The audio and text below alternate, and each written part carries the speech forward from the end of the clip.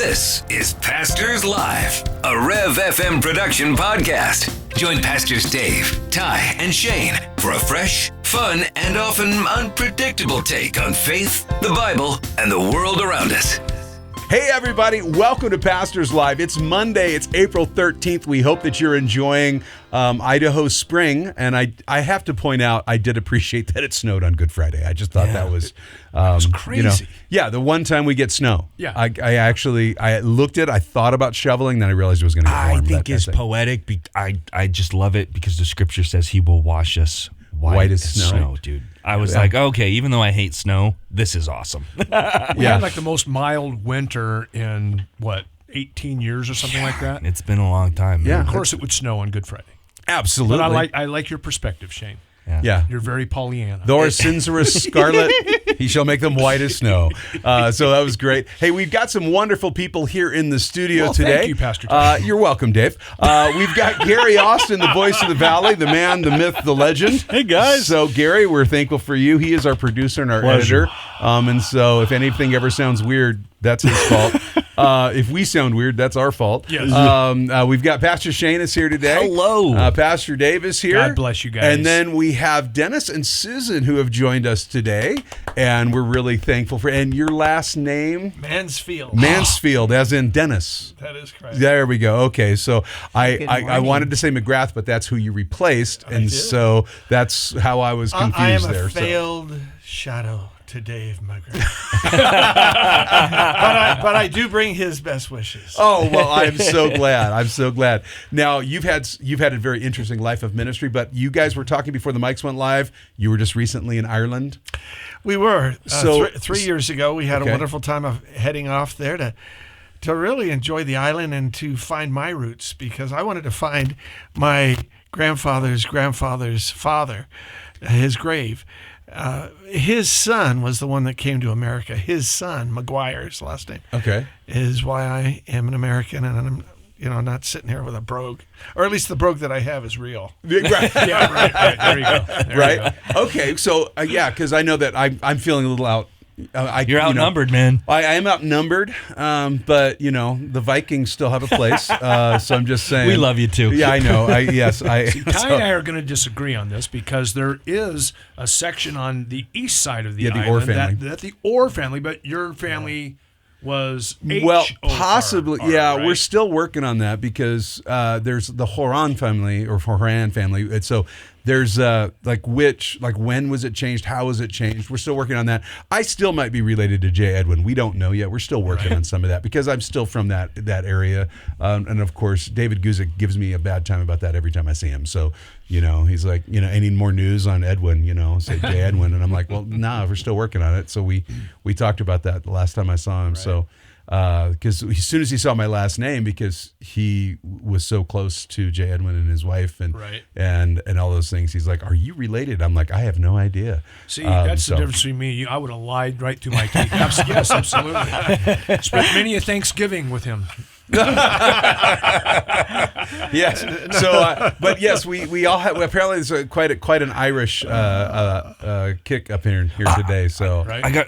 Just really quick. So this last Saturday, I was doing discipleship at a coffee shop downtown with a couple. And before we started, a gentleman walked up and he said, "Are you guys just starting or just finishing?" And I go, "Well, we're just starting." And he goes, "Can I join you?" And I go, "Yeah, absolutely." Right. "What's your name?" "Joe." And we go through the study. He's from North Carolina. He's visiting for work, right? So we go through. Great believer, brother in Christ, man. Nice. Awesome, spirit-filled bro. At the end, he goes, "What was your name again?" I go, I'm Shane McCurry. And he goes, "I'm Joe Curry." Oh, how funny. And he said, my family dropped the O and we came from Ireland to America. Amazing. So more Currys in the. There we go. yeah, Full of Irish here today. Shane, he didn't come at you with the crazy eyes and say, "It's my island." No, he didn't. He didn't. You were safe. You were safe. Well, listen, we because we have some guests here, you have now taken Dave's place with Christians United for So Israel. with Kufi. And I know you and Dave have had some conversations, but you're also an author, and so I am.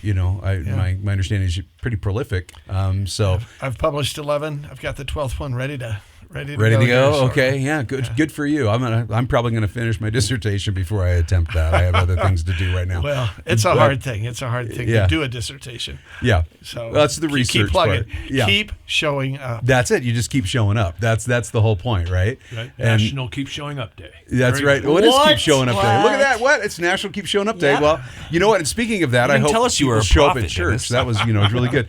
And Susan, you taught. I Yeah. did. And are you officially retired? I am officially retired. So you have right. one student, which is your I do. husband. I have So- one student, and I have 6 grandbaby students. Oh, okay. Grandchildren students. So that's really good. Now, how long have you guys been in Idaho? Because you haven't always been in Idaho. No, we were married in Southern California in 1977. Okay. That was a long time ago. We were married in Southern Cal. What part of Southern California? This is California time. Yeah. Oh yeah. There's a lot of places, but last we came from San Bernardino. Nice. Yeah. That's where I'm from. Yeah. Oh, Is that really? right? Okay. How funny. Yeah, I'm from Newport Beach. Oh, well, So- there Well, we that's a are. little nicer. Yes. Costa Mesa, As Santa long as Ana. we're going there. I don't know why I'm you from- want to be from Newport Beach. Like you might want to still be there. I know, right? Somebody asked me, do you miss California? I said the last 450 yards. And what do you mean by that? I said it's about 150 yards of sand and about 300 yards of water. That's kind of what I miss. So, That's a great way I'm to from put it. Bellflower, as seen on Cops.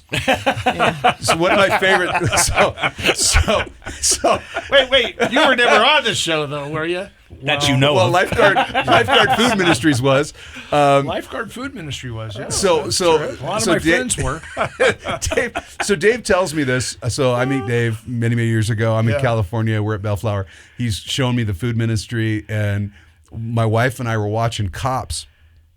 And a guy jumps a fence and runs right past the food ministry. I'm like, that's Bellflower's food ministry. I was like, what you gonna do? What you gonna? I was like, So, true story. I was Our dying. pastor, Gary Ansdell, his dad was the mayor. And I came up with what I thought was a very funny line. We were at church one day, and I said, "Hey, Johnny," I go, "I've got a great idea for you, man." He goes, "What's that?" I go, when you drive into Bellflower, it says, "Welcome to Bellflower, the friendly city." And he goes, "Yeah." I go, "Why don't we put 'Welcome to Bellflower' as seen on Cops?" Oh my goodness. He didn't laugh. No way. He didn't smile. So, just kidding, bro. Just having a little fun. Just having a little fun. Well, so tell everybody a little bit about Kufi, and Sure. you guys have had some conversations a little bit, but yeah, go ahead and tell the listeners about Kufi and what that entails, and obviously, and we understand why there's an importance there. But yeah, please, we'd love to hear from you on that. Well, 20 years ago, Pastor John Hagee had a real burning in his heart to be able to support Israel. And he looked around and he reached out to a whole number of pastors. He brought them all together and he said, okay, let's stand with Israel. And it was a good showing. I mean, it really was for Texas, San Antonio area. They said, well, what's it going to involve? Well, we're going to go there. We're going to support the rabbis. We're going to support the Knesset. We're going to support the IDF. And they said, well, we'd like to go, but we just like to go on pilgrimages. And John said, well, we've got to do more than that. We've got to stand with Israel as they're dealing with very difficult times. And this is 20 years ago. Yeah. Well, Susan and I had been going to Israel since 1995. And so I was able to hear John's heart at that time, 20 years ago. And in Idaho, they brought it to Idaho, and I looked at it because I'm a self-employed consultant, a business coach. I do a lot of work with independent companies, and I had been working with International Christian Embassy Jerusalem for years. I thought, well, let's see about Kufi. Let's see if we could incorporate that. It was still a very small organization, and it didn't really have yet the attractive ability to bring pastors from all over Idaho. They're like, Kufi, I can't even say it. It sounds like some sort of, I don't know, vegetarian dish. And That'd be tofu, but That's that was right, that's right, that's right. I understand why. I could get that. Yes. and so I made the decision to really focus my time with ICEJ. CUFI then just sort of sat there for a little bit. Dave McGarrett came in and took it over at that point. And for 15 years, he's turned it into an incredible organization.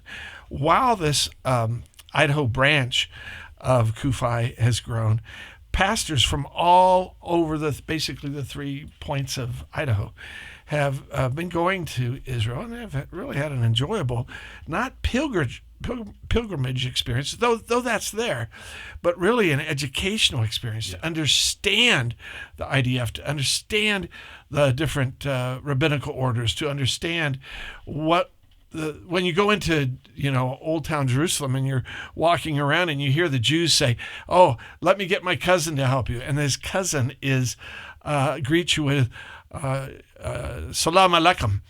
He is an Arab. He is a Muslim. You realize, wait a minute, they see themselves one-on-one in the culture of Israel as cousins. Where does that square with the killing, murder, and mayhem that happens as a result of being attacked and having the other countries do that? Well, what CUFI has done is they've brought all sorts of people together. Christians, people who have an Islamic background, who care and are interested in having the peace of Jerusalem, as well as Orthodox and Reform Jews who have no interest in becoming Christians, but are really thankful that the Christian community in America has come forward. So that's CUFI. We're not in the business of going out and saying we're here to change the religious tenor of Israel. In other words, it's not a conversion therapy thing. Right. It's a friendship thing. It's, hey, we're here because we love you. We're sorry that these things have happened, and you're still in God's hand. God still has a relationship with you, and we want to have a relationship with you. Organic, natural, and really a lot of fun. You mean what we're supposed to do with our neighbors everywhere? That is, who's your neighbor, baby? That's it. I mean, I think we forget the relational aspect of the gospel, and I don't know if that's just because,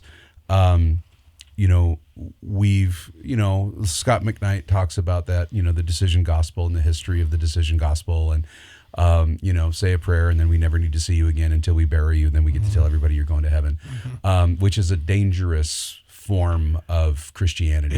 It truly is. And so I really do struggle with the fact that we seem to forget that there's a relational aspect to our life as Christians, and that relational aspect should roll out to our neighbor and the stranger and everything else, because God designed his people to be a covenant people that are a countercultural covenant people. That's exactly that right. affected everyone. But he's so clear about, you take care of the stranger and you take care of the orphan and you take care of those people that are in your midst, and you show them the love. In the Old Testament context, you show them the love of Yahweh. You show them your love for him and his love for you, as you love them the way he loves you. Simply, I don't know if you guys are fans of The Promised Land. Have you watched it? Oh, God. Oh, yes. David. I haven't committed to pay for it yet. The clips. Let me the clips.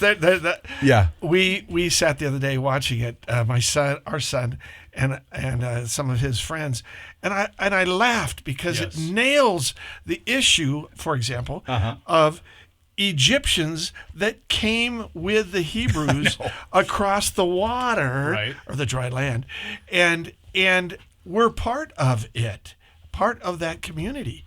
Now, nobody ever talks about that. But there were. Now, this guy was a stowaway. But I love it when is it Aaron who asked him, "What tribe are you from?" Are we not all one tribe? Where do you live? That's a good. Where do you live? Well, I live over in such and. Well, that's where I live. That's hilarious. The humor in Promise. It's like watching The Office. Yes. The Office pages version, of the Old Testament through Exodus. Charlton Heston and the Ten Commandments meet The Office. It's hilarious. hilarious. Yes. Yeah, I've loved the clips that I've seen. I have been hilarious. Yeah. So worthy of your time. I'm not kidding. Well, the reason I bring it up is because humor is a huge part of how I came to know Christ. See, I was the Egyptian, if you will. Susan was the Egyptian. We got married in a New Age church, guys. Now, do you take each other for as long as you take each other? For the good feeling, hopefully always good feelings, and that's how we get married, right? Gosh, 2 years into it, I wake up and I see Susan with a pillow over my face, and I go, "This really, is that was not only 1 feeling year. good." It was only 1 year. It didn't take her that long. It didn't take that She long. was smarter than that. Like Susan said, it was 1 year, and we're looking at each other. We're like, we're strangers in a strange land. We're like living in a Robert Heinlein novel, And so we just start the process. Well, God brings a man with tremendous humor who, I don't know if you ever remember the old movies back in the 60s, Christian movies, Crossing the Switchblade, Heck yeah, a baby. number of those. I own that. Yeah, he there we go. Nicky Cruz. This fellow was the associate producer on that. He came into my life, began to share Christ with me in a way where I thought, you mean I can laugh? I can giggle? absolutely. I could search the scriptures? And he and his wife, Pat, Tom Harris and Pat Harris, just loved on us. We came to know Christ. We got baptized. We got involved. You mean relationally? They connected with you. I'm telling you what. Uh-huh. I mean, that's like Del Tackett and the Engagement Project, right? In fact, Del is a personal friend of ours. I feel like Steve Martin talking about Sammy Davis Jr. Sammy Davis Jr., a personal friend of mine. But when Del would come to Idaho, he would stay at our house. Yeah. And here's this brilliant man, right? We put him out on the couch, and we get everything. Oh, Del, we're so glad you're here at our house. We had a brand new kitty. The only kitty we ever had that kept him awake all night long. Nice. Yeah, Del killed the cat. Well, he wanted engaged. to kill the cat. Well, He engaged. Engaged the cat. Excuse me, he baptized the cat. Yeah, got we don't have the cat anymore. That cat is no longer with us. Yeah. But those relationships of joy. And so in time, I've always been a self-employed businessman. Susan's been in education. And one day she says to me, hey, we used to get the Focus on the Family Citizen magazine. And she opens it up and says, hey, they're developing family policy councils all over the United States. And we had fallen in love with Idaho. And so she said, why don't you call Dr. Dobson, see about doing the one in Idaho? So I thought, sure. I'm thinking, James Dobson is in the studio. Not that yours is not luxurious. Don't get me wrong. This is very, very lovely. But Gary, I thought Dr. Dobson's staff was like you and some guy over here who got everybody water. So I had no idea. I set up a meeting, go over there, and there's like 1,200 people who worked there at that time. And the bottom line was, they asked us to come up to Idaho, and he said, I got some good news and some bad news. And because I'm a businessman, I said, well, give me the bad news first. Right. He says, you're hired. I go, this is ominous. Right. And I said, okay, how about the flip side? And he goes, oh, you get to raise all your own money. We won't give you any. And so as a businessman, I went, let's do it. So Susan and I moved up in 1991, and we never looked back. We never looked back in the rearview mirror for Cajon Pass. We never looked back at Victorville or San Bernardino or, Bye-bye. Right. So we came up and spent a decade of our life. I figured I was going to live to be 100, so I wanted to give a tithe of our lives. Right. You go. Okay. So for 10 years, we were in the ministry. It's called the Idaho Family Forum. Got it. Okay. Love it. Well, that's, and I think that it's really interesting. Like right now, we just had our trip canceled because we were going in June To Israel. and we just had our trip canceled. We were doing a Bible study tour, and that changed. Obviously, they're like, hey, they were trying to kick the can down the road, and we're like, hey, let's just wait. Well, it was the second time. Yeah, it was the Same second time. tour, two cancellations. We said, we're striving. Yeah, we're striving here. But one of the things about going and visiting Israel that I've always appreciated is the humor. Because the first time I went, Edo was our tour guide, And Ido was a very interesting man. He told jokes all the time. And he spoke 7 languages and was just hilarious. And he was the first time I looked at a man and went, oh, this is probably what Jesus looked like. Short, almost black eyes, curly, long hair, huge beard, pudgy, big, strong guy, right? Yeah. Tells jokes the entire time. Like he's got a joke for every passage of the Bible. Every place we go, and I was with Chuck Missler at that time. Chuck was an amazing guy. Oh, I know. And we're having a great time. And so we're obviously getting to meet people like almost on a Kufi trip. Like we're meeting people that we wouldn't normally meet because we're meeting political leaders and IDF leaders and things like that. And blueprints for the Temple Mount, which are still in my office, which I've held on to those for years. They're like, this is why we think the temple belongs where it is, and it's all the subterranean research. I was like, you might want to give them back because they've been looking for them for a long time. I will. Jesus is not coming back until those babies get back. Well, I will make sure I get my copy back to them. But I thought it was really interesting because I asked him at one point. I said, "Why are you always telling jokes?" And he goes, "Well, when you're surrounded by your enemies, you have to laugh or you cry." Right. And that was the most serious thing he said to me the entire time. And he was dead serious. We were, and that question, we had just walked down and just crossed the Kidron, and we were standing there. There was is it a flock of nuns when there's a whole bunch of nuns? What is that? I can't remember. Did you just say a whole bunch? A whole bunch. Okay. Yes. I don't know what it was. I can't remember. Thank God they're surrounded by the LDS and not the Roman Catholics. I thought it was gaggle, but okay, a gaggle. There we go. So, but I was just, we were just standing there. I'll never forget that conversation because it was the first time I saw that sobriety of that reality in his heart. And it gave me a love for people because he grew up in Israel. He grew up his entire life there. Right. But we're out of time for today. If you guys stick around, we'd love to have you guys stick around for a couple of days. We'd love that. But guys, we're out of time for today. Hey, listen, you're loved, your family. God bless you, and we'll talk to you tomorrow. You've been listening to Pastors Live, a Rev FM production podcast. Join us again for more Bible talk, laughter, and unexpected tangents. Questions or feedback? Pastors Live at therev.fm. And don't forget to subscribe and leave a review.